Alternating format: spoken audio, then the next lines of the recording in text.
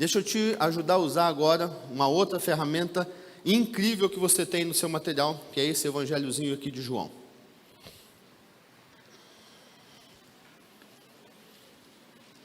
Aliás, quantos folhetos desse você tem no seu kit aí? 3. Deixa eu te contar então um segredo. Um é seu, para você ler, para você anotar, para você colocar um versículo, tirar uma dúvida, colocar texto correlacionado. 2 são para quê? Para você presentear alguém.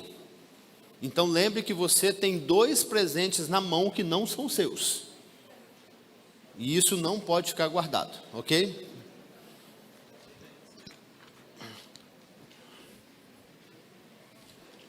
Pode passar mais um, Gabriel, comigo. Isso.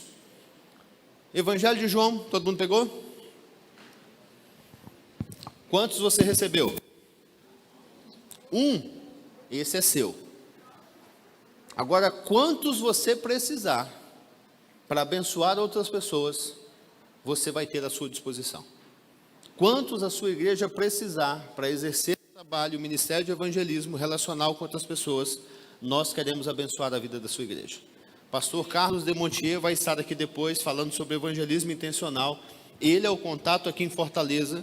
Pastores aqui já sabem disso, para que você diga: Pastor Carlos, a minha igreja quer avançar com o discipulado ou com o evangelismo através do projeto João. E vai dizer: nós temos lá 10 pessoas para fazer o evangelismo. Ele vai fornecer 10. Nossa igreja está um pouquinho mais avançada, a nossa igreja está numa comunidade mais flexível. Nós temos 100 pessoas. Ele vai fornecer 100. Aí o que o líder da sua igreja precisa fazer? Depois de um mês dizer: olha como que nós usamos o 10, foi uma benção. Nós usamos o 100, foi uma benção. Aí no mês seguinte você vai me dizer: agora nós precisamos de 200, porque o negócio, a demanda aumentou. Nós vamos mandar 200, depois que você mandar o relatório. Sim, sabe por quê? Às vezes nós mandamos 100, a igreja diz: agora nós precisamos de 200, nós estamos animados demais.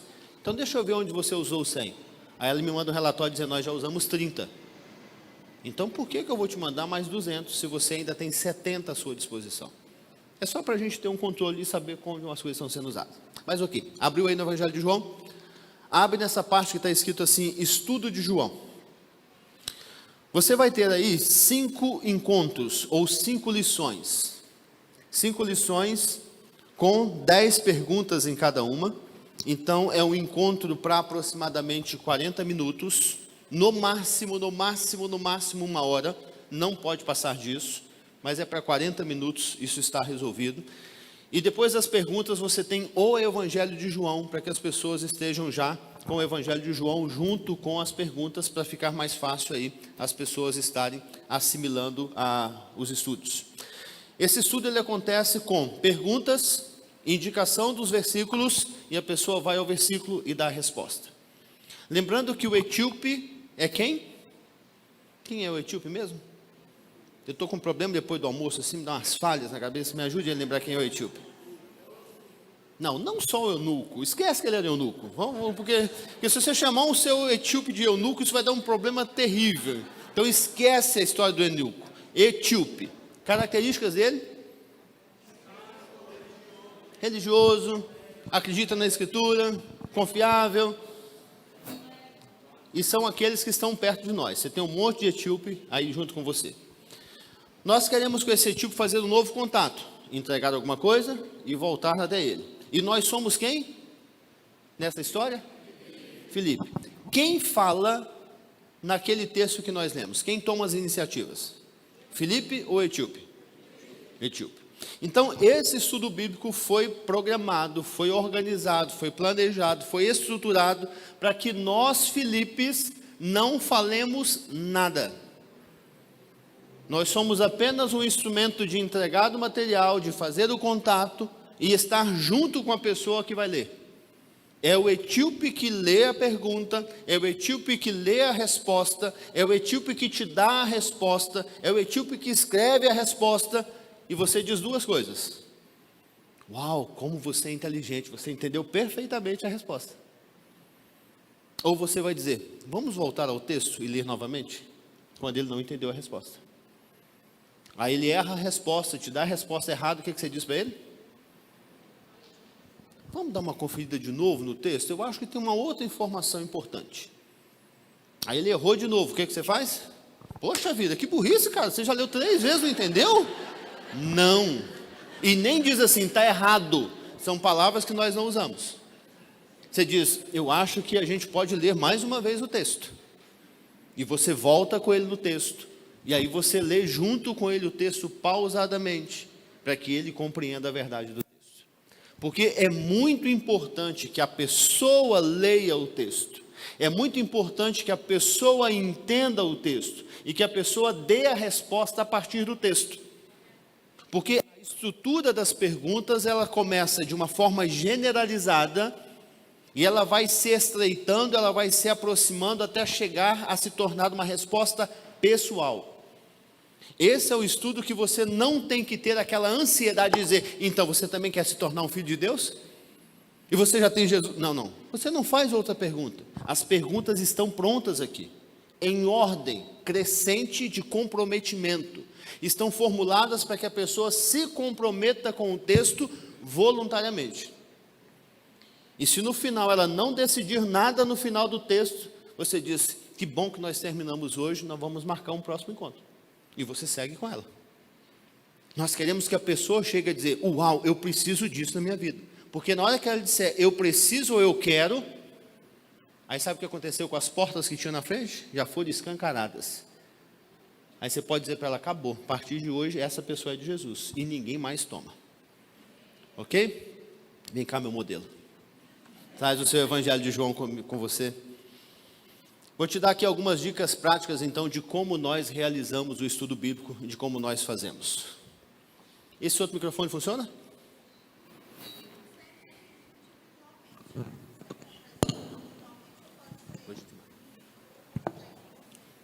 Ela está me perguntando se o estudo pode ser feito individualmente. A ideia é que você se aproxime, que você comece a se relacionar intencionalmente com uma pessoa. Se esta pessoa convidar outras pessoas para estar junto no estudo, ótimo, você avança com quantas pessoas tiver. Mas não é aconselhável que você agregue outras pessoas. Porque se ela abrir o relacionamento para você e o desejo de estudar com você, talvez ela se sinta muito mais à vontade em repartir aquilo que ela entende do texto só com você. Se você traz outra pessoa, ela pode se sentir acanhada. Agora, quando ela traz outras pessoas, ela se sente à vontade também com as outras pessoas. E aí você pode fazer um pequeno grupo de estudos bíblicos para pessoas não evangelizadas, sem nenhum problema. Eu sou péssimo de nome, me perdoe. Luan. Santana? Não. Ok. Convertido, ótima resposta, cara. Queridos, vamos pensar aqui 2 coisas primeiro, antes do estudo em si. Lembra que eu entreguei o folheto para o Luan? Quantas vezes eu já abordei o Luan sobre esse folheto? 4 vezes. E eu espero que ele tenha ouvido a mensagem pelo menos 5, que ele tenha lido antes. Agora, eu fiz isso na intencionalidade de voltar com o Luan e poder caminhar mais próximo, não é isso? Então, depois de 4 vezes, depois de me relacionar, estar mais perto, eu já me senti confiável e tive a percepção que o Luan está mais aberto e mais flexível para conversarmos sobre algumas coisas. Muito importante você fazer a sua percepção das pessoas que você quer abordar. O Luan, com 4 encontros, o suficiente. Talvez seu encontro com o João vai precisar de 10 encontros. Mas com a Maria, com 1 encontro, foi suficiente para eu chegar e dizer, eu quero estudar a Bíblia com você, sem nenhum problema. Luan, nós já encontramos 4 vezes, conversamos, e agora eu vou para a 5ª vez com o Luan. Eu vou dizer, Luan, como é que você está? Está bem? Tô bem. Cara, saudade de você, tempão que a gente não encontra, né? Acho que já faz uns 15 dias. Eu estava pensando naquela conversa que a gente tem toda vez que a gente encontra. Eu acho que você não aguenta mais ouvir. Mas é algo tão importante, eu acho tão fundamental para a sua vida, que eu vou te falar mais uma vez só. Sabe daquele folheto que eu te dei? Sim. Então, cara, lembra que fala da vida plena? Você leu aquele folheto? Li. E o que ele diz mais? A gente tem vida plena aqui e onde mais? E no céu também. No céu. Então, cara, profundo demais o que você leu. Mas é tão importante que eu queria deixar com você um presente para te aprofundar nesse conhecimento, que é esse Evangelho de João. Aqui são alguns estudos que a gente faz, algumas perguntas, coisas simples, fácil. Ainda mais você que é inteligente, eu vi que você leu lá o folheto, já entendeu o que o folheto diz. Acho que você não vai ter nenhuma dificuldade. Mas eu queria marcar de eu poder sentar com você. Pode ser. sabe, uma vez na semana, coisa de 40 minutos, não vou tomar muito seu tempo, mas para a gente ir conversando mais de perto e talvez aprender um pouco mais e crescer juntos. O que você acha? Pode ser. Agora, semana que vem, você acha que seria interessante na terça ou na sexta-feira para você? Na sexta-feira que eu estou de folga. Na sexta você está de folga? Que ótimo. Então, você estando de folga, acho que você tem mais flexibilidade. Você acha que seria legal 5 da manhã ou às 19? 5 da manhã, eu estou dormindo ainda. Está dormindo ainda? Então, às 19 seria um bom horário? ser. Ótimo. Queridos, é engraçado, mas é muito importante. Por isso que eu quero que você fixe isso. Quando você se dispõe a fazer um estudo com alguém, você nunca pode marcar um estudo no dia que você não pode. Então, eu só teria disponibilidade na próxima semana, na terça ou na sexta. Eu não vou dizer assim, Luan, que dia que você pode? Escolhe o dia. Ele diz, quinta-feira. Eu digo, caramba, morri. Eu não posso. Então, eu disse para ele, que dia que eu posso? Terça ou sexta? E ele, feliz da vida, eu vou escolher sexta-feira, que é minha folga. Sexta, eu entro no trabalho às 8. E eu só saio às 17. Eu só posso, então, 5 da manhã ou às 19. Graças a Deus que ele escolheu às 19. Porque se ele escolhe às 5 também, eu estaria perdido. Mas é o único horário que eu posso. Então, quando nós nos propomos a caminhar com alguém, nós não podemos furar. A não ser que aconteça realmente um imprevisto justificável. Que você esteja internado ou que você tenha a sua certidão de óbito em mãos. Qualquer outro motivo, não. Porque se você marcou uma semana de antecedência com o Luan, você cancela qualquer outro compromisso que aparecer, e não com o Luan. A tendência nossa, eu vou contar para vocês um segredo. A tendência dos crentes é cancelar o estudo bíblico. Se aparece um churrasco, se aparece uma festa, se aparece um casamento, qualquer coisa que aparecer, ele diz, não, eu marco com o Luan outro dia, ele está disponível. Não. Você marcou um compromisso com ele. Então, prepare-se, lembra? Marque no dia que você pode. E esteja disposto a cancelar outros compromissos novos que surgirem. A dizer não para convites, mas não cancelar com o Luan. Marcamos então? Sexta-feira, às 19. Pronto, certo. Pronto? Durante a semana, o que eu faço pela vida do Luan? Porque a oração remove obstáculos, a oração promove uma cobertura espiritual que o orienta e que o prepara para receber a palavra. Está cheio da graça e do conhecimento da garrafa. Que o prepara para isso, ok? Marquei que dia com ele? Sim. Que horário? Que hora que eu chego na casa do Luan? 6:30? Não, não é para tomar café antes. Você vai na casa do Luan só para o estudo. 6:55, é um bom horário. Calor de Fortaleza, você vai estar transpirado, chegou, para na porta, se recompõe. Sabe, eu transpiro muito. Leva a toalhinha, enxuga o seu rosto, não chega escorrendo na casa do sujeito, desagradável. Sabe, se enxuga, penteia o cabelo, dá uma ajeitada, bate na porta. Dica fundamental, anota isso. 2 horas antes do estudo bíblico marcado, eu mando uma mensagem ou eu ligo para o Luan. Eu digo, Luan, eu não me esqueci do compromisso. 7 horas em ponto eu estou aí. Sabe por quê? Às vezes você vai chegar na casa do Luan às 19, ele não está muito afim. Quando você chegar, ele vai dizer, ih, rapaz, esqueci. Eu marquei uma outra coisa, não vou poder hoje. Ou você vai chegar lá e vai bater, ele está sozinho em casa, ele não vai atender o portão. Então, quando você liga ou manda uma mensagem, mas de uma maneira que ele responda a sua mensagem, 2 horas antes dizendo, 7 horas eu estou aí, eu não esqueci, você está lembrando ele dizendo, você tem um compromisso comigo, e eu vou chegar na sua casa no horário. Então ele vai te receber de cara emburrado, dizendo, poxa, a vida veio, mas ele vai te receber, porque você marcou. Ou pelo menos ele vai te falar antes, olha, não venha hoje. E você, do mesmo jeito, você ganha tempo também de não ir à toa na casa do Luan, ok? Então, vou chegar na casa do Luan. Que horas que eu chego? 5:07. Me recompus, entrei e nós conversamos por 5 minutos sobre qualquer outro assunto. 5 minutos. Assuntos que você não deve falar de maneira nenhuma. Não fale de religião. Não fale de futebol, porque talvez o time dele é contrário ao seu. Ou talvez ele seja muito empolgado com o futebol e aí ele vai desbandar para essa conversa e não acaba mais. E nem fale de política. De verdade, são assuntos proibidos. Porque todo assunto que desvia a sua atenção, ou todo assunto que possa correr o risco de entrar em choque, não são assuntos para serem discutidos antes. Fala sobre o trabalho, como é que foi a semana, como é que está a sua família, fala de uma notícia que surgiu agora, de uma catástrofe, fale de qualquer coisa, mas não toque nesses 6 assuntos, ok? Então vamos lá, cara, você vai ter que ler mesmo e interpretar o texto, tá bom? Abra aí comigo para você ir acompanhando, para você perceber algumas coisas então do texto. Luan, a gente marcou então, né, de sentar. Obrigado por eu poder estar aqui na sua casa. É um privilégio mesmo, rapaz, a gente poder sentar e conversar sobre essas coisas. E é um estudo que funciona de forma muito simples, Luan. Perguntas, nós vamos aqui algumas páginas depois, nós temos o Evangelho de João, onde a gente vai sair as respostas.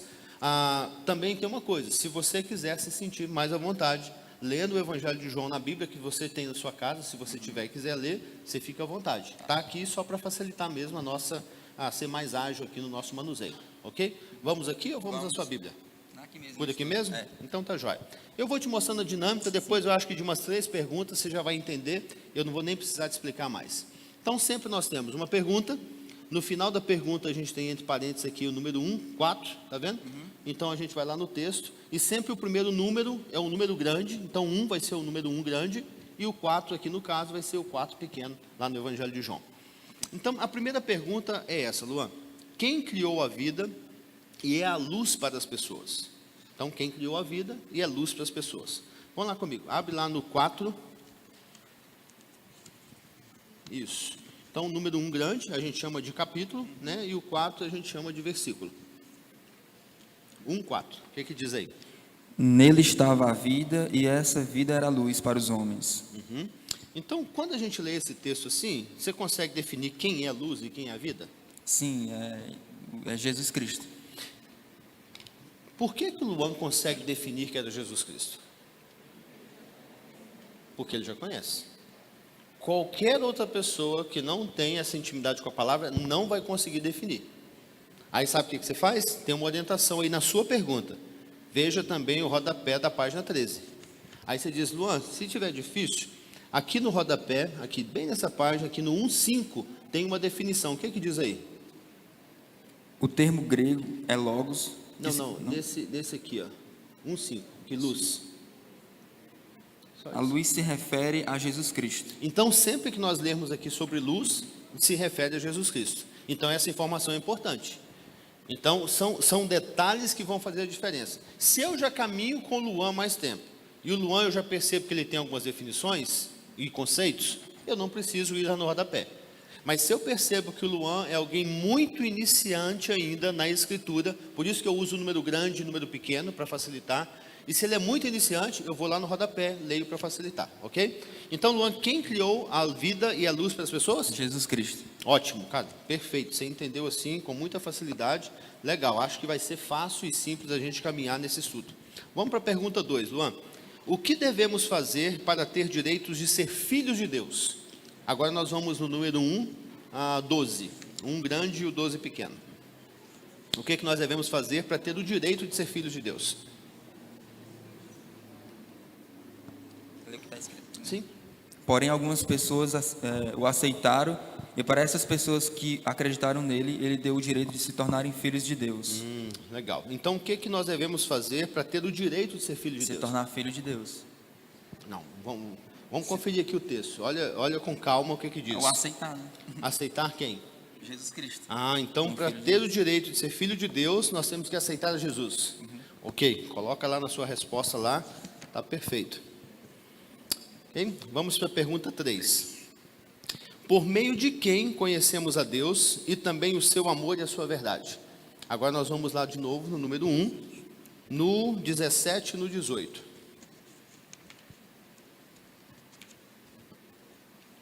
Nunca abra a Bíblia ou o Evangelho para quem você está fazendo estudo bíblico. Deixe que ele folheie a própria Escritura. Sim, querido. Oi? Não, a pergunta você pode fazer para você dar ênfase na palavra que é necessária. Por exemplo, o que você deve fazer para ter a vida eterna? Então, a ênfase em algumas palavras dão para ele o entendimento e a conotação de onde a ênfase da resposta também deve surgir. Obrigado por me lembrar, querido. Então vamos na 3. Por meio de quem conhecemos a Deus e também o seu amor e a sua verdade. 17 e 18, isso. A lei foi dada por meio de Moisés, mas a graça e a verdade vieram por meio de Jesus Cristo. Ninguém jamais viu a Deus, Pai, mas o único Filho, que também é Deus, está em perfeita união com o Pai, nos mostrou como Deus é. Então, por meio de quem que a gente conhece a Deus, o seu amor e a sua verdade? Por meio do Filho dele, Jesus. Ok. Olha que interessante, Luan. As 3 respostas têm uma mesma palavra. Qual é?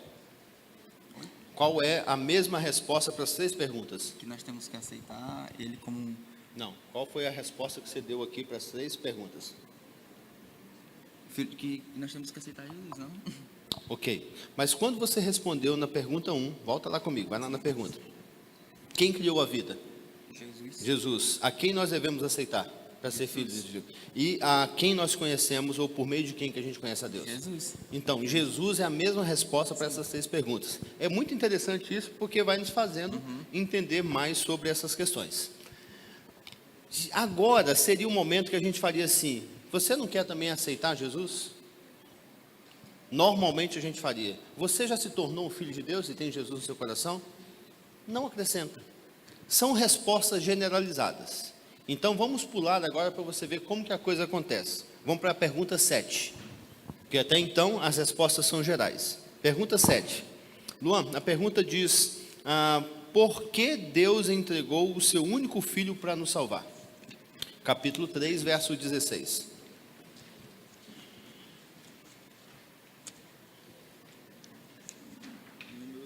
Número 3 grande e o 16 pequeno.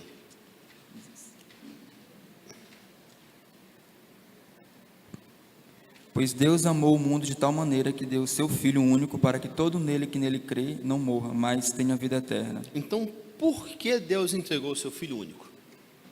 Porque Deus entregou o seu Filho único É. para que nós venhamos a ter vida nele, através do Filho dele. Não, vamos olhar o texto de novo. Não. Porque a pergunta aqui é muito importante a gente entender, que fala assim: o porquê? Qual foi a razão? Por Porque que... Deus amou o mundo. porque Deus amou o mundo. Ótimo, agora perfeito, é isso mesmo, porque Deus amou o mundo. Ok? Agora, a pergunta 8, Luan, ela é uma pergunta dupla. Nós temos 2 perguntas na número 8. A primeira pergunta é: o que passam a ter os que acreditam em Jesus? E o que acontece se você o rejeitar?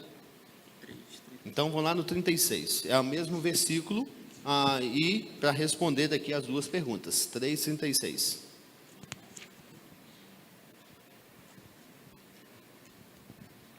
Quem crê no Filho tem a vida eterna, mas quem não obedece ao Filho nunca terá essa vida. A ira de Deus permanece sobre ele. Então, o que passam a ter os que acreditam em Jesus? A vida eterna. Ok. E o que acontece se você o rejeitar? Não tem a vida eterna e a ira dele vem sobre a minha vida. Ok. Coloca a sua resposta aí. Existe um confronto maior do que esse? Do que a pessoa ler o texto e dizer: a ira dele vai ser sobre a minha vida? Porque geralmente o que acontece aqui, o Luan é um menino muito inteligente mesmo. Porque todo mundo que você faz esse estudo bíblico, ele nunca se refere a ele. Ele sempre diz: não, porque a ira de Deus vai estar sobre as pessoas. Aí você vai voltar no texto, não diz: olha aqui, a pergunta é: o que acontece se você o rejeitar? Não, a ira de Deus vai condenar a todos que rejeitam. E você precisa levá-lo a entender e usar a palavra sobre mim. Sabe, sou eu, porque a pergunta agora é pessoal. Você diz: não é mais a terceira, a segunda pessoa do plural. Agora é a primeira pessoa mesmo. O que acontece com você? Ele vai ter que dizer: então, eu não tenho a vida eterna, ou a ira de Deus está sobre mim. E aí a última pergunta, nós vamos para 10, Luan, nós já estamos aqui acabando. Diz assim: o que acontecerá se você escutar o que Jesus diz e decidir acreditar nele? Capítulo 5, verso 24.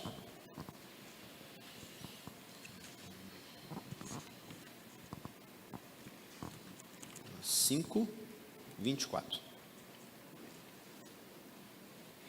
Digo a verdade a vocês: quem ouve o que eu digo e acredita naquele que me enviou, tem a vida eterna, e não será julgado, e ele já passou da morte para a vida. Então, o que acontecerá se você escutar o que Jesus diz e decidir acreditar nele? Eu passo de uma vida errada que eu tinha antes para uma vida eterna com Jesus Cristo. Amém. Legal, Luan. Muito, muito bom mesmo, cara. Você, assim, entendeu perfeitamente. Nós vamos encontrar semana que vem. Antes de encontrar, eu queria te sugerir o seguinte: durante a semana, vá você mesmo, lendo essas perguntas, vai lá no texto, igual a gente fez aqui, e vai respondendo. Semana que vem, quando a gente encontrar, eu confiro com você aqui, a gente lê junto, e a gente vê se está tudo certo. E se tiver, a gente fica grato por isso, porque você já está entendendo. E se tiver alguma dúvida, a gente conversa sobre essa dúvida. Beleza? Pode ser. Ok. E semana que vem, quarta ou quinta? Nenhum, sexta. Sexta-feira? Cara, sexta também eu não consigo. Então, você acha que segunda ou terça? Segunda. Segunda-feira. E aí, você prefere de novo 5 da manhã ou pode ser às 18? Às 18. Às 18? Então, beleza. Segunda eu estou aí às 18. Beleza? Valeu, cara. Deus te abençoe. Dá uma salva de palmas aí pro Luan, gente. Menino inteligente. Algumas características desse estudo, porque eu me relaciono com o Luan, pessoas do meu ciclo de influência, lembra do ciclo? O Luan é alguém que eu tenho o alvo de voltar a ver constantemente. Se eu dissesse para o Luan, no decorrer do estudo, que a ira de Deus estaria sobre ele, e que se ele não aceitasse Jesus, ele não teria a vida eterna, o nosso relacionamento poderia ser rompido. E ele poderia ficar meio chateado, dizendo: poxa vida, o cara vem da minha casa, eu dou do meu tempo para ele dizer que eu sou condenado, que a ira de Deus está sobre mim. Mas agora, quando ele diz, eu vou para casa, e o Luan nunca pensa a meu respeito, ele vai dizer: a ira de Deus está sobre mim. Mas se eu tomar a decisão, eu vou ter a vida eterna, porque foi ele que leu. Então eu posso ligar para o Luan no meio da semana que não tem crise comigo, a crise dele é com ele mesmo, porque lembra que nós dissemos que o etíope é alguém que tem a palavra de Deus como palavra de Deus mesmo? É alguém que lê o texto entendendo que é um texto sagrado. Então ele está dizendo: a Bíblia disse isso ao meu respeito, e não foi ninguém que me disse, ninguém que me contou, eu li na Bíblia. Então isso vai ruminar na cabeça dele. Pode acontecer que na próxima semana o Luan fuja do estudo bíblico, e aí ele desmarca comigo. Se ele desmarcar comigo na semana, eu digo: então vamos marcar a próxima semana. Que dia? Marcamos de novo. Segunda semana o Luan fugiu. Na terceira semana, se ele foge, eu tenho que entender o seguinte: ele não quer mais. E para nós mantermos o nosso relacionamento, eu vou dizer: Luan, tranquilo, cara, eu estou entendendo que você está com a sua agenda muito cheia, então vamos fazer o contrário agora. Eu vou me colocar à disposição, e no dia que você perceber que você está aliviado, que você quer, me avisa que a gente marca de novo. Porque o importante é o relacionamento, e não essa pressão. Sabe por quê? Se ele não quiser mais, ele leu todo um contexto, ele leu sistematicamente de que Deus criou todas as coisas, que Deus ama a sua criatura, que Deus vai realmente colocar a ira dele sobre aqueles que rejeitam o filho, e que ele tem que tomar uma decisão para estar junto com o filho. Ele ouviu a mensagem, e uma mensagem genuína, de maneira que ele leu e ele entendeu no seu contexto. Se ele fizer as outras 4 lições comigo, sabe o que vai acontecer? Ele vai ouvir a mesma mensagem 4 vezes, colocada de uma forma diferente, mas a mesma mensagem de confrontação. Outra coisa que eu fiz com o Luan, não sei se você percebeu, eu disse para ele: faça você mesmo durante a semana, leia e vá.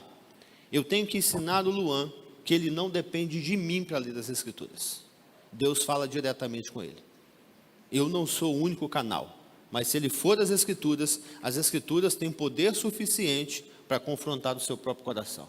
Eu quero que ele crie intimidade com a Escritura e que ele crie relacionamento com Deus. Eu não quero criar alguém ou desenvolver alguém que tenha dependência espiritual, mas eu quero que ele dependa da graça do Espírito Santo na vida dele. É muito importante. Ao mesmo tempo, eu alimento no Luan o desejo de ter familiaridade com a Escritura, para que ele cresça e se desenvolva. Então, isso vai criando um discipulado ou um evangelismo sólido. De maneira que quando nós chegarmos na 5ª lição, outra coisa que me lembrei agora: quando foi que eu orei com o Luan? Antes ou depois? Nenhum momento. Nenhum momento. Eu orei em casa pelo Luan. Eu orei na porta da casa dele por ele. Porque eu não sei ainda como que o Luan vai reagir se eu disser: eu quero orar pela sua vida. Então deixa eu criar uma intimidade. No segundo encontro, eu posso dizer no final: Luan, deixa eu agradecer a Deus pelo tempo que tivemos. Sabe, eu não quero espantar ninguém, eu quero chegar. Não é pecado você estudar a Bíblia sem orar, é? Não, então você pode chegar e estudar a Bíblia com ele. Lá para o quarto, quinto encontro, se ele estiver consecutivamente comigo, lembrando que quando eu orar com ele, a minha oração tem que ser da forma que eu converso com ele. E que eu faço estudo. Então agora eu não mudo a entonação de voz, eu nem uso palavras que ele não entenda. Eu vou dizer, Deus, obrigado, porque eu estou aqui com o Luan hoje, o Senhor nos deu uma semana cheia de trabalho, mas a gente chegou no final de semana guardado pelo Senhor. Nos dá um tempo bom agora no nome de Jesus. Sabe por quê? Porque lá para a quinta lição eu vou dizer, Luan, ora você hoje, e eu quero que ele ore. E quando ele percebeu que a minha oração junto com ele foi o nosso diálogo, eu só conversei com Deus agora, ele vai se sentir à vontade para também falar com Deus. Então, nós vamos ao mesmo tempo evangelizando e discipulando. Enquanto falamos de Jesus, nós vamos ensinando a ler a Bíblia, nós vamos ensinando a orar, nós vamos ensinando a depender de Deus, nós vamos ensinar a buscar na Escritura as respostas e não esperar que alguém forneça a resposta. A gente está criando já um crente com solidez e um crente com fundamento. Por isso que se ele me disser na quinta lição que ele não está disposto ainda a aceitar Jesus, eu vou dizer, mas por que a gente não continua então encontrando? Está tão bom o nosso encontro. E aí eu tenho mais 4 meses de estudo bíblico, especificamente com o Luan, que eu vou fazer o Escolha Vida, é um discipulado. E agora a gente vai falar sobre seguir a Jesus e ter vida para Jesus. Nos 4 meses ele ainda não me disse que quer Jesus na vida dele, sabe o que eu faço? Pô, Luan, cara, mas está tão gostoso, rapaz, gente. E nesse momento, se ele já está mais 4 meses com você, é porque ele gosta. Dizer, mas vamos continuar estudando. Eu tenho um outro livro, 52 lições, 52 histórias bíblicas. 1 ano mais para eu caminhar com o Luan. Porque dependendo da carruagem, meu amigo, eu vou ter que andar muito tempo ainda.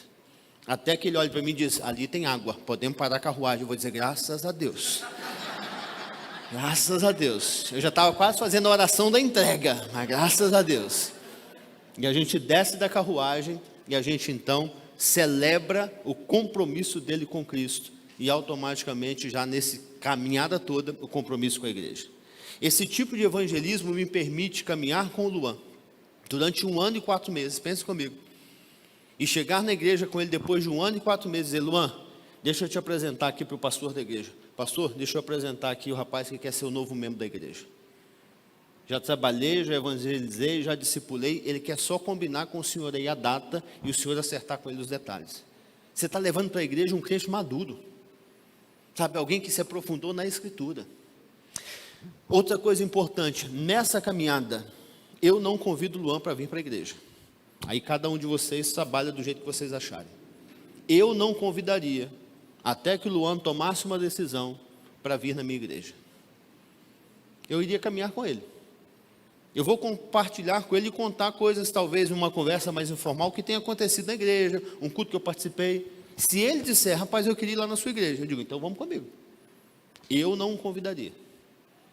Porque o Luan está no meu grupo de relacionamento. E o meu desejo é ganhá-lo pelo relacionamento. A igreja na vida do Luan vai ser resultado do encontro dele com Jesus. Porque o texto me diz que foi o etíope que disse, eu quero me batizar, eu quero me comprometer. Então, quando eu chegar com ele na igreja, ele vai dizer, rapaz, eu estava ansioso por isso, porque é um ambiente que eu já queria, porque ele já entendeu.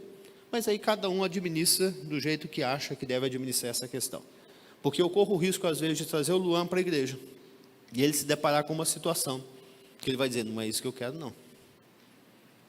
Porque ele vai assimilar a igreja com Deus, e não o Deus da igreja. Mas quando eu já o trago com maturidade, ele vai olhar e vai dizer, tá, aqui ok. Sabe, porque às vezes eu venho com o Luan, mas o Luan conhece a irmã. E a irmã é da minha igreja. E o Luan vai dizer assim, essa é daqui? Não vem não. Aqui não é lugar para mim. E isso pode atrapalhar e interromper. Mas quando eu trago com maturidade, porque quando a gente fizer o outro estudo, o outro é mais profundo, ele vai dizer, eu entendo. A irmã está aqui, ela precisa ter o mesmo encontro que eu tive. Ponto final. Sabe, tempo para cada uma das situações. Mas essa é uma questão pessoal e é você que administra. Diga, minha querida.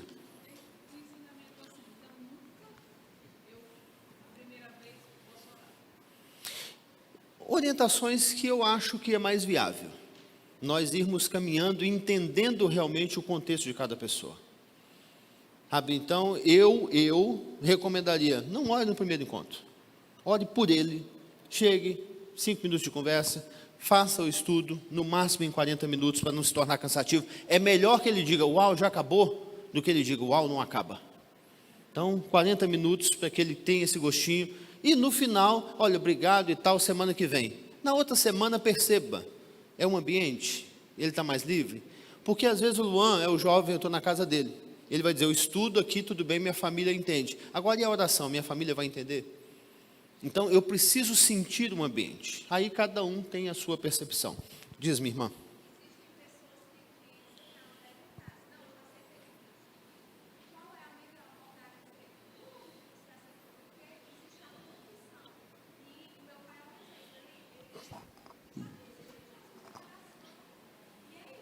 Já tem Jesus no coração? Glória a Deus, aleluia. É essa a resposta. Amém, é o que nós precisamos. Continue o estudo bíblico. Deixa ele entender se Jesus está no coração mesmo. Nada melhor do que a Bíblia confrontar as pessoas. Porque se eu disser qualquer coisa contrária, eu fechei porta. Porque ele vai dizer, quem é você para dizer que não está no meu coração? E aí você não tem resposta, você vai dizer, eu não posso dizer. Porque ele vai dizer, eu decidi, eu convidei Jesus para entrar no meu coração, e aí? Então vamos para a Bíblia, vamos estudar. Por isso que eu estou dizendo, quando a gente estuda o para o alvo está firmado em 2 princípios. O primeiro grupo de lições é como seguir a Jesus. E o segundo grupo de lições é o que é ter uma vida para Jesus. E aí esse confronto é direto. Então já aceitou Jesus? Glória a Deus, amém. Que bom que Jesus está no seu coração. Vamos seguir aqui. Segue os estudos. Deixa a Bíblia confrontando. E deixe ele apresentar perguntas para que você responda. Queridos, pula comigo uma páginazinha aí. Vamos lá, página 14. Eu preciso caminhar para o final aqui para eu dar um intervalozinho para o pastor Carlos vir também e trazer o evangelismo intencional. Na página seguinte você tem aí mensagens de salvação do Evangelho de João. Eu quero te dar 2 ferramentas que são interessantíssimas para você complementar o seu Evangelho de João. Então na página 14 você tem uma visão geral dela, mas eu quero colocá-la de forma mais detalhada. Isso. Você pega o seu livrinho de João, junto, para você ver lá na página 14. Aqui nessa capa, eu quero te recomendar você fazer algumas anotações, que podem te ajudar muito aí no seu dia a dia.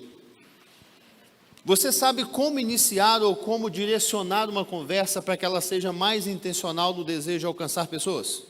Ou você tem dificuldade de vez em quando de estar lá no posto de saúde, na academia, e começar uma conversa com alguém que seja mais evangelística? Se você tem algumas crises e dificuldades, principalmente, por exemplo, de guardar textos bíblicos, eu vou te dar algumas dicas aí. Você vai escrever no seu livrinho assim, bem na beiradinha da capa, A, B, C, D e E, um em cima do outro aí. Vou te dar aí 5 caminhos ou 5 dicas que te ajudam a preparar aí uma conversa evangelística. A gente chama do ABCDE da evangelização. Você lembra as 5 primeiras palavras, as 5 primeiras letras do alfabeto, não lembra? Estão aqui descritas. Então, essas palavras vão direcionar qualquer conversa. Você está num posto de saúde, o que que mais as pessoas precisam? De palavra de consolação. Porque todo mundo que está ali está angustiado com alguma coisa. Está atrasado o médico, custou para conseguir o atendimento, está preocupado com a sua condição de saúde ou está ali por causa da saúde de alguém. Você está na fila do banco. Quem está na fila do banco tem 2 conceitos de revolta. Qualquer banco e qualquer casa lotérica. Ou o sentimento de que eu estou pagando caro demais, por qualquer coisa que seja, ou o sentimento de que aquilo que eu vou receber é pouco demais.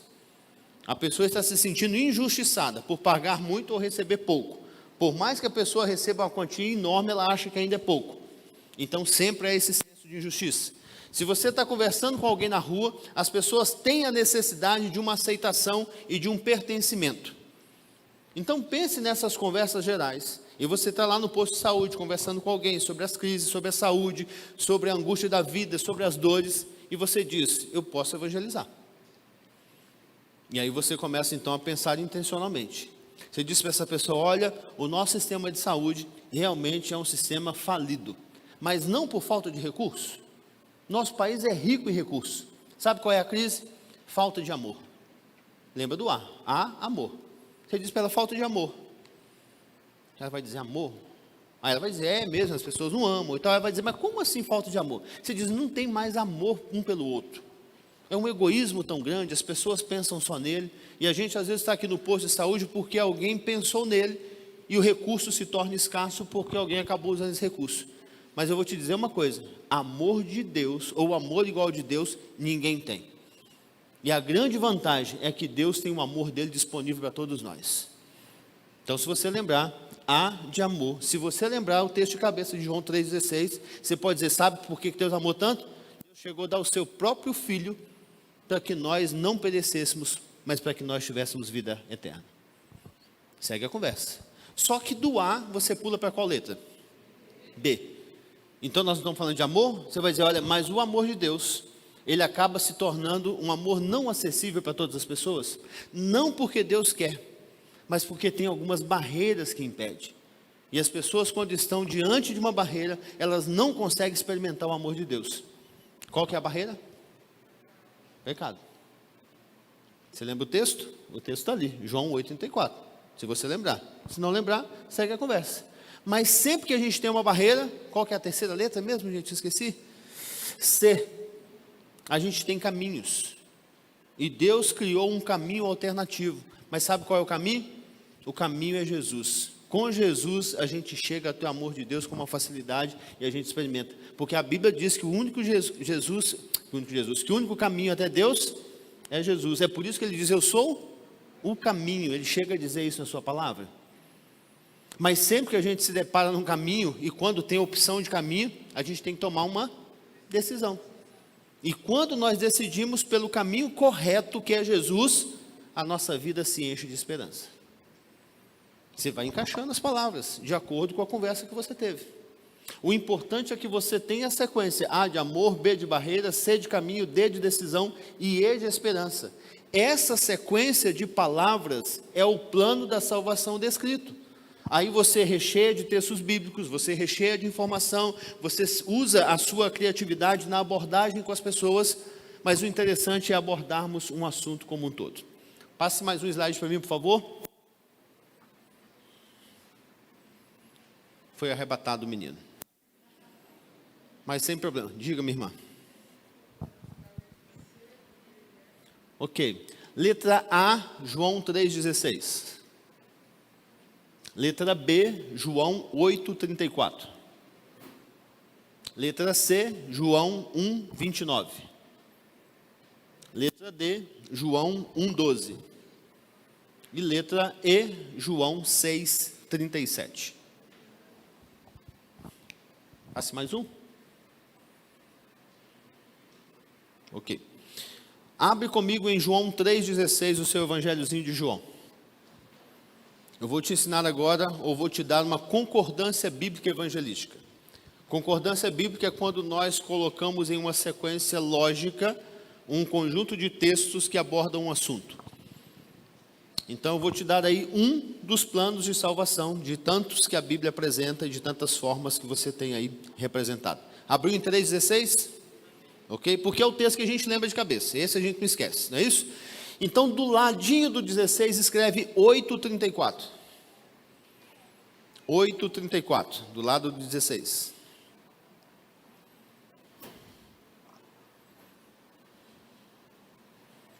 Ok? Vai lá para o texto 8,34 agora. Abre João 8,34.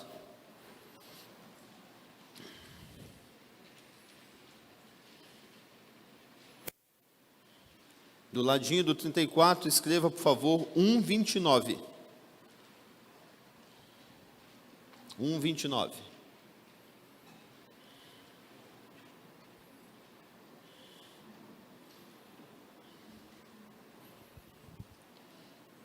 Do lado do 1,29, escreva 1,12.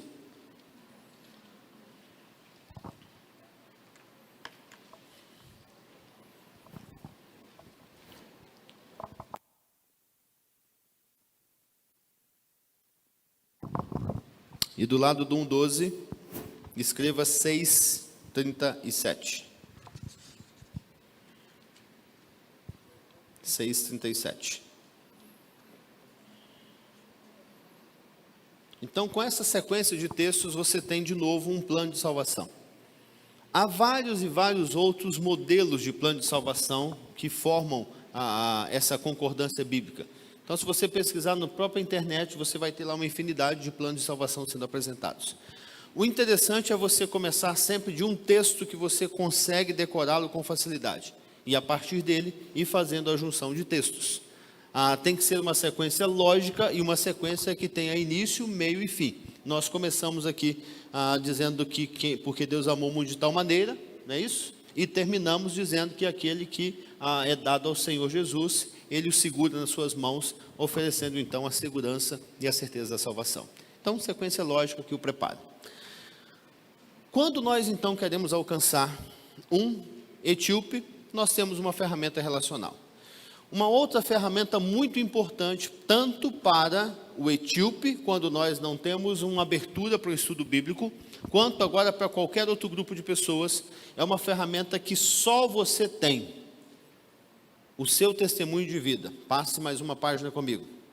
Nós vamos à página 15 do seu manual do aluno. Página 15.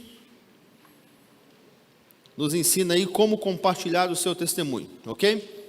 Número 1. O que nós fazemos aí? Qual que é a primeira dica? Mais um, por favor? Isso. Primeira coisa, porque a oração precede todas as coisas. Até mesmo para organizarmos. Oi? Estamos na página 15. Lá embaixo. Página 15? Ok. Até mesmo para organizarmos a história da nossa vida, para que ela seja impactante na vida de alguém, a oração é fundamental. O que Deus quer, como Deus quer e para quando Deus quer. Qual é a segunda orientação aí? Seja breve. O seu testemunho de vida tem que estar pronto e completo para que você o compartilhe em 1 minuto e meio. 1 minuto e meio. Se você tiver mais tempo, você estende o seu testemunho. Mas o interessante é que você o compartilhe em 1 minuto e meio, de forma completa. Não é para você contar, pense comigo, não é 1 minuto e meio para você contar a história da sua vida. É o seu testemunho que aborda alguns pontos que são fundamentais. Porque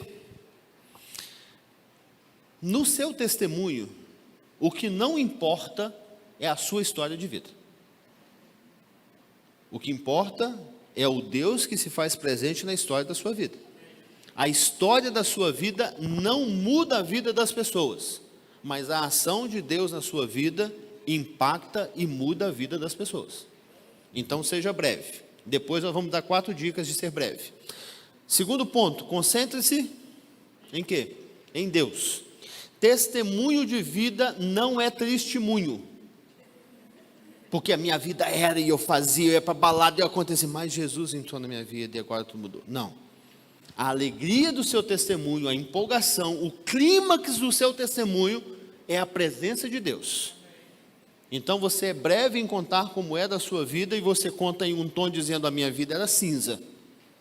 Agora Jesus entrou e o negócio explodiu, a transformação aconteceu. O que a gente mais ouve é isso, o sujeito está empolgado contando a história da vida dele e vem na empolgação, mas Jesus entrou na minha vida e agora eu sou uma boa pessoa, honesta. Acabou, a vida acabou, morreu. Não, nós ganhamos vida em Jesus, a esperança está em Jesus, a ênfase está em Jesus. É importante que as pessoas vejam isso na nossa história. Qual é a próxima dica? Apresente o quê? O problema, apresente o pecado. Queridos, testemunho de vida, principalmente quando nós o escrevemos e o montamos para compartilhar com as pessoas, não é para nós contarmos as nossas atitudes pecaminosas. É para contar só o pecado. Eu era adúltero. Ponto final. Todo mundo sabe o que você fazia quando você era adúltero. Não precisa entrar em detalhe.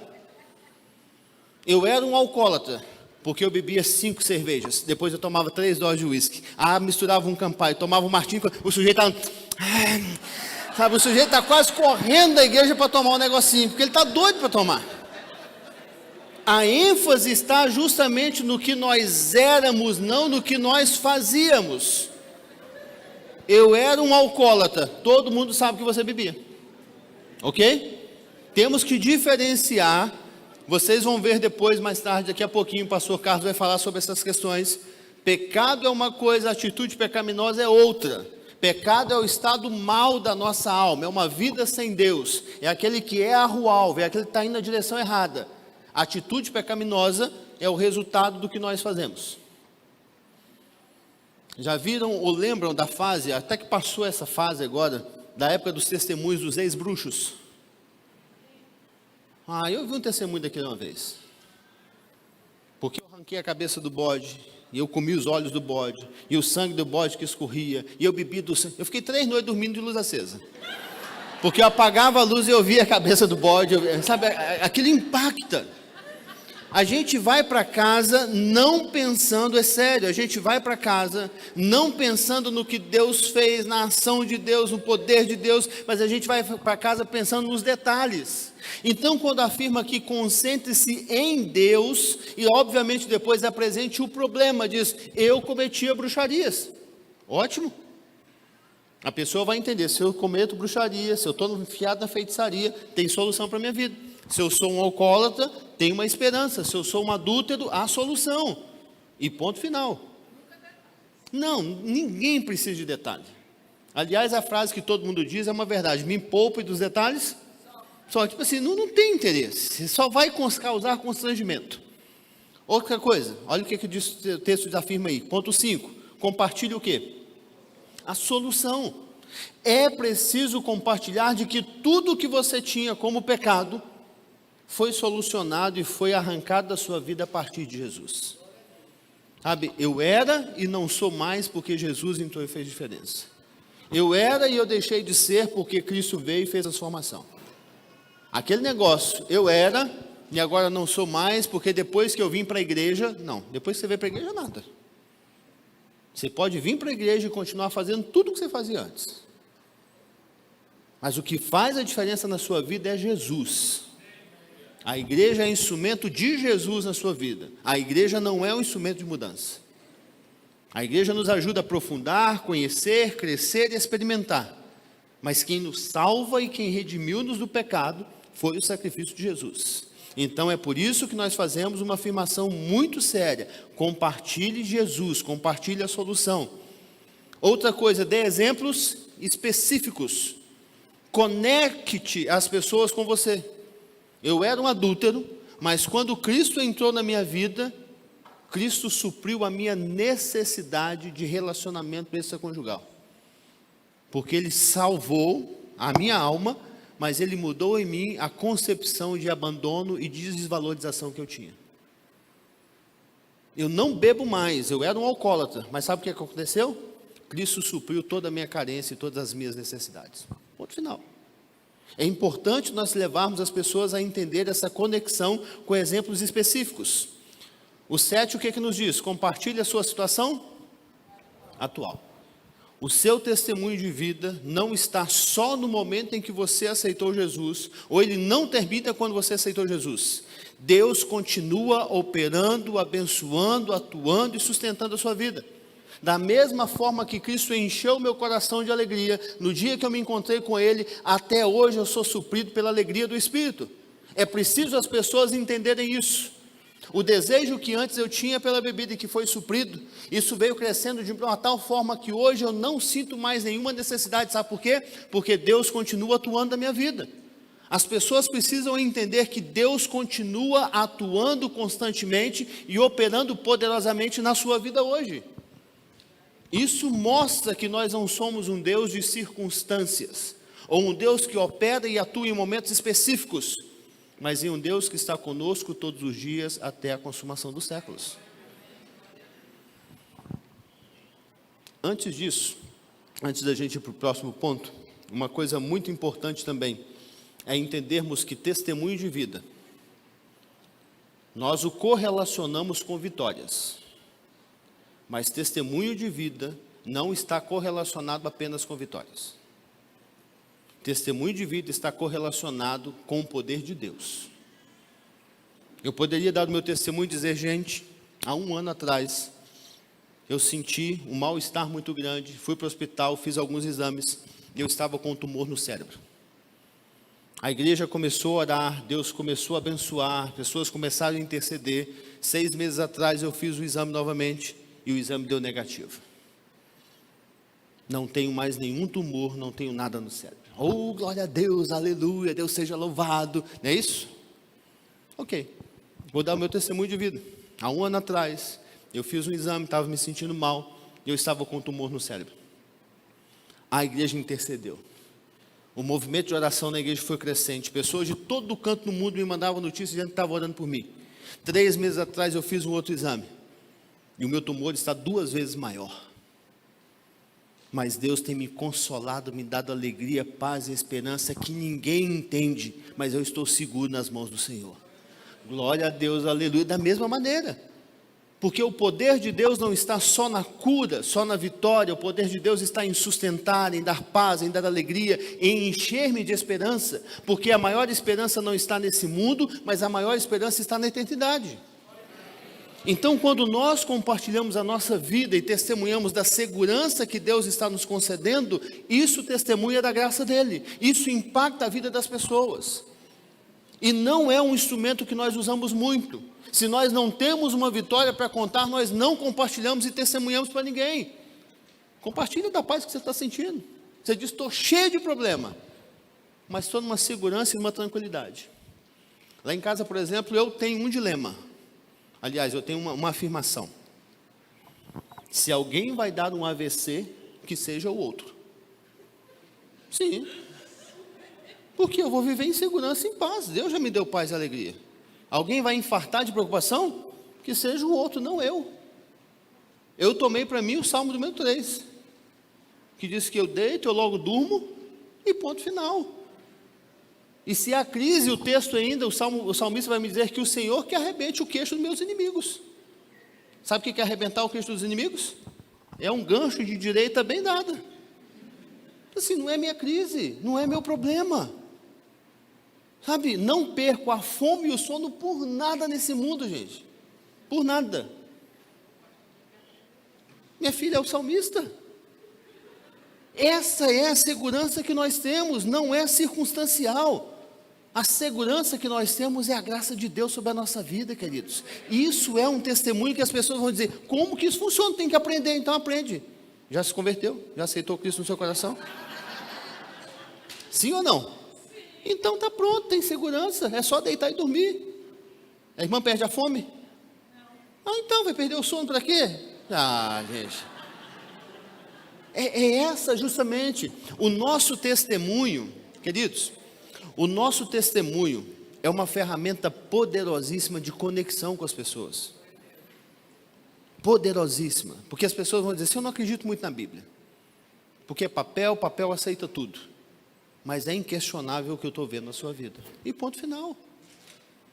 Sabe, agora quando nós usamos isso da forma certa, é incrível. Tem uma orientação aqui do 8 que diz, não pregue. Isso é se você vai dar o testemunho na igreja. O pastor te chamou para dar o testemunho, dê o seu testemunho. Vai dar o testemunho. Chega e abre a Bíblia e diz, eu queria abrir no Salmo 119, eu queria ler alguns versículos com os irmãos. Aí o pastor já começa no banco remoer dizendo, acabou a mensagem. Porque o pastor pensou o seguinte, ele vai dar o testemunho, eu já estou com um texto que Deus me deu, e eu vou usar o testemunho para fazer a conexão com o texto. Aí você vai lá e dá o testemunho de 45 minutos. E eu agradeço a oportunidade do nome de Jesus. Aí o pastor sobe e diz que o Senhor nos leve em paz, que a sua semana seja abençoada. Acabou. Então, quando o pastor te convidar para dar o testemunho da igreja, pergunte para ele, pastor, quanto tempo eu tenho? E ele vai dizer, irmão, 10 minutos. Lembra que o seu testemunho tem que ser para quanto tempo? Você vai dizer, tem tempo de sobra. Mas uma dica, quem prega, prega, quem dá o testemunho, dá o testemunho. Então chegue lá e diz, deixa eu contar aqui o meu testemunho. Esquece o texto bíblico, deixa com o pastor. Ah, mas é tão bonito quando a gente vai para frente e diz, eu queria abrir a Bíblia. Não, deixa, o pastor vai ler a Bíblia, ele vai fazer o complemento. Ok? Agora, se o pastor te disser, irmão, eu queria que você desse o testemunho e trouxesse uma palavra.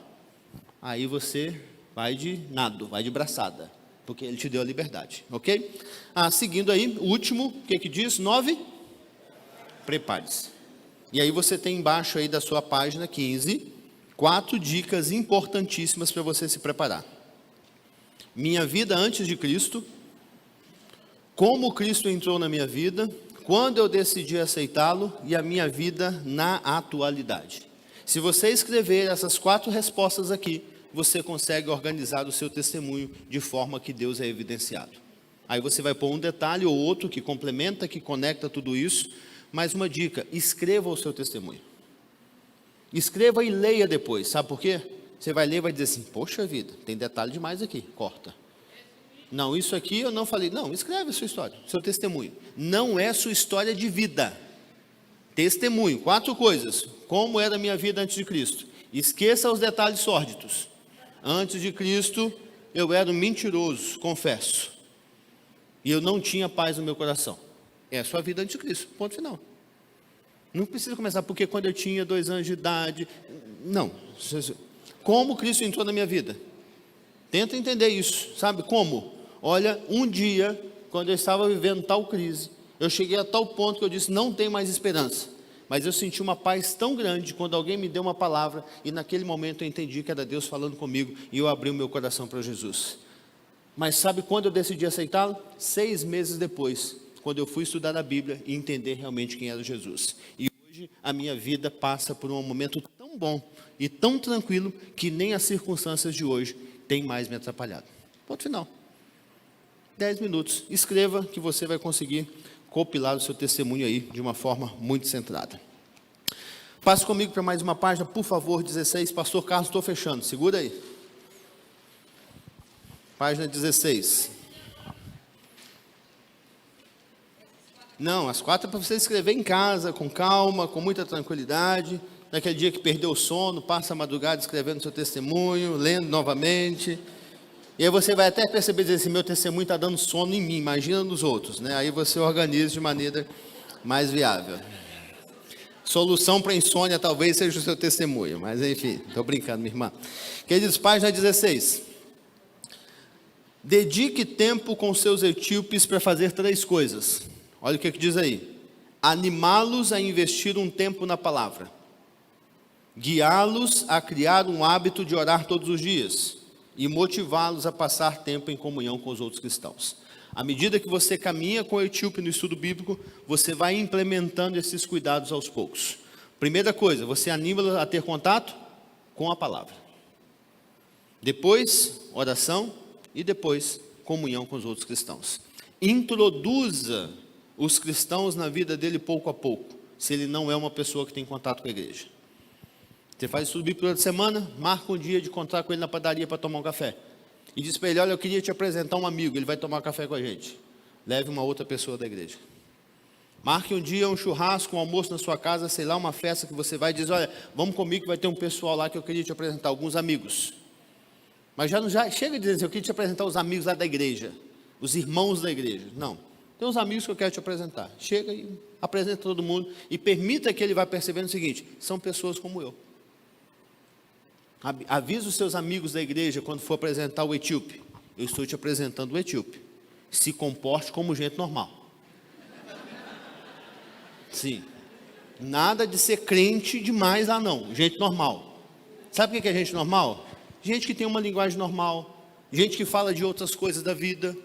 Gente que comenta e que tem vida fora da igreja. Gente normal. Chegou lá, o etíope estava assim, varão, porque foi uma bênção o encontro de ontem. Olha, quando aquele vaso abriu a boca, o cara vai dizer, onde que eu estou? Gente normal, sabe? Que chega e que conversa da vida e que sabe conectar pessoas. Você pode contar a mesma história dizendo, olha, nós fomos à igreja ontem e o culto foi assim uma coisa abençoadora na minha vida. Quando aquele irmão começou a se deixar ser usado por Deus e trouxe uma palavra, olha, aquilo mudou a minha história e aquilo me trouxe uma interpretação nova para os meus dias. É a mesma coisa. Linguagem de gente normal. Ok? Página 16 aí, você tem uma pergunta muito interessante, diz assim, marque uma resposta abaixo, uma só. Quando Filipe terminou a sua obra com o etíope? Me dê aí a resposta correta. Quando Filipe terminou a sua obra com o etíope?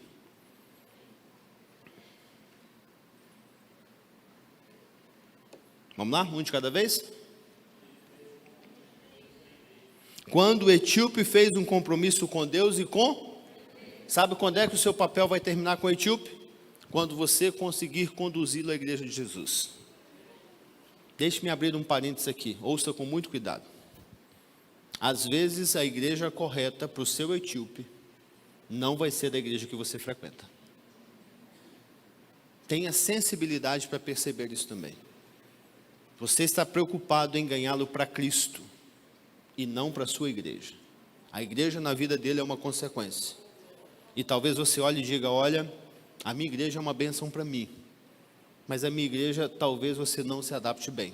Deixa eu te apresentar a igreja de um outro amigo. Sem nenhuma crise. Tem 3 meses que eu estou num processo de transição de igreja. Sabe por quê? Minhas filhas chegaram em uma idade que elas não conseguem se relacionar com a igreja. A igreja não tem muita gente na idade delas, a igreja não tem uma programação específica para elas. E elas disseram, pai, a gente não consegue. E já tem 2 anos que eu venho acompanhando e vendo que elas não conseguem. E chegou um ponto que elas disseram, pai, a gente não está querendo ir para a igreja. O que é mais importante para mim? As minhas filhas manterem a comunhão com Deus, e entenderem o valor da igreja, ou insistir com elas que fiquem na mesma igreja. Elas nunca disseram, nós não vamos. Domingo dava o horário certo, elas já estavam prontas para ir. Mas elas diziam, pai, a gente não está querendo ir. E quando a gente sentou para conversar, eu identifiquei que o problema não era igreja, era a igreja. Eu falei com ela, que tal se vocês então olhassem uma igreja que encaixa o perfil de vocês e vocês me dissessem sobre essa igreja. E eu vou avaliar se é uma igreja séria e se é uma igreja que cabe vocês dentro dela. Elas então se reuniram, começaram a ver algumas igrejas, visitar e disse, pai, nós encontramos uma igreja que está dentro do nosso perfil. Aí eu falei, então vamos no culto. Fomos, olhamos, igreja bíblica, acredita em Jesus, dentro de um contexto tranquilo. Sentei com o pastor, nós conversamos e elas estão lá felizes. Viajei com a mãe delas, né, estávamos aqui semana passada, e elas indo para a igreja, elas fazendo, elas participando, elas já estão servindo, todas empolgadas e animadas. Às vezes a igreja que eu participo não é a igreja que vai se conectar com o meu etíope. E é importante para mim que ele esteja conectado com Deus e que ele faça parte da família. Talvez não seja a minha família. Mas se você o ganhou para Jesus, glória a Deus por isso.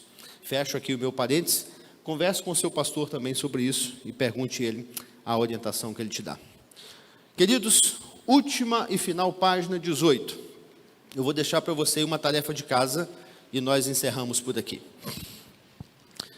Nessa página você tem aí 5 nomes para serem colocados.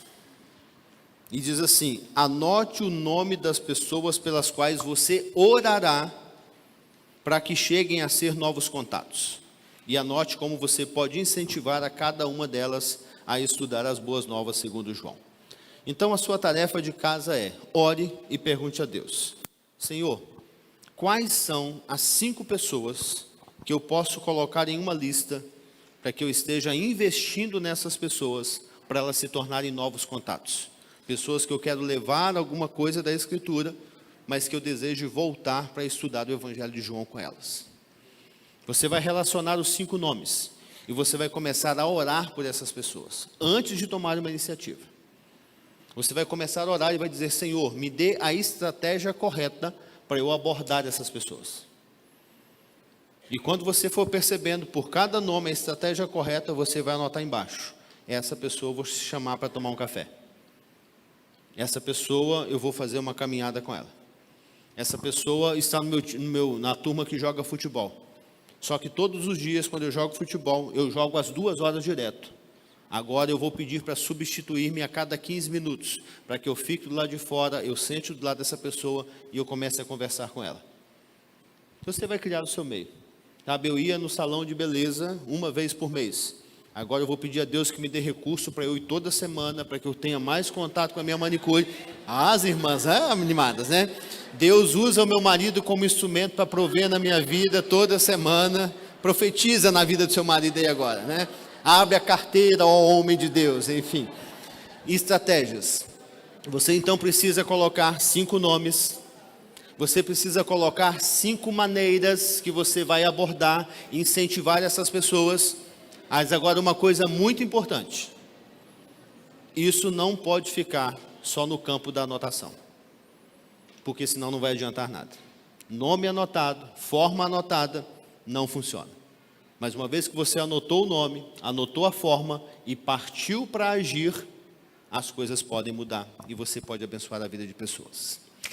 Que Deus abençoe a sua vida, que Deus use a sua vida e que você impacte milhares e milhares de pessoas para a honra e para a glória do Senhor. A sua igreja vai precisar de evangelhos de João. Se nós temos aqui 300 pessoas inscritas, nós vamos precisar de pelo menos 1.500 desses evangelhos aqui em Fortaleza. Pastor Carlos vai receber todos eles. À medida que a sua igreja precisar, é só em contato com ele, e ele vai dizer: estou pronto para abençoar a sua igreja e fornecer gratuitamente os evangelhos de João, para que você faça isso do bíblico. Ele só vai precisar que haja uma pessoa na sua igreja responsável para prestar os relatórios. Amém?